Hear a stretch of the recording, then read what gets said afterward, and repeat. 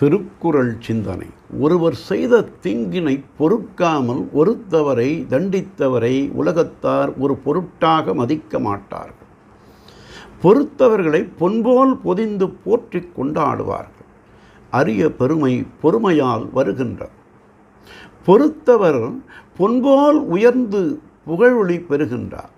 பொறாது வெறுத்தவர் மண்போல் இழிந்து மாய்கின்றார்.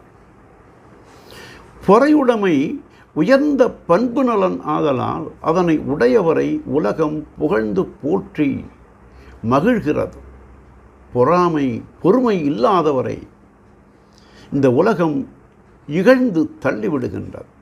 சிறியோர் செய்த சிறுவிழையெல்லாம் பெரியோராயின் காப்பது கடனே என்பது பொறுப்பது கடனே என்பது நருந்தொகைப்பாட்டு.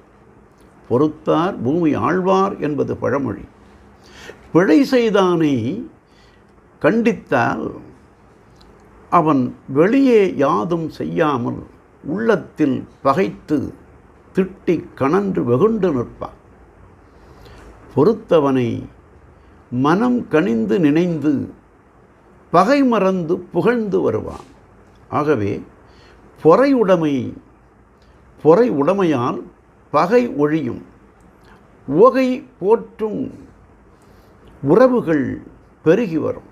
பரந்த நோக்கமும் பெருந்தன்மையும் பெருகி வரும் என்று தெய்வப்புலவர் பொறையுடைமை அதிகாரத்தில் ஒருத்தாரை ஒன்றாக வையாரே வைப்பர் பொறுத்தாரை பொன்போல் பொதிந்து என்றார்.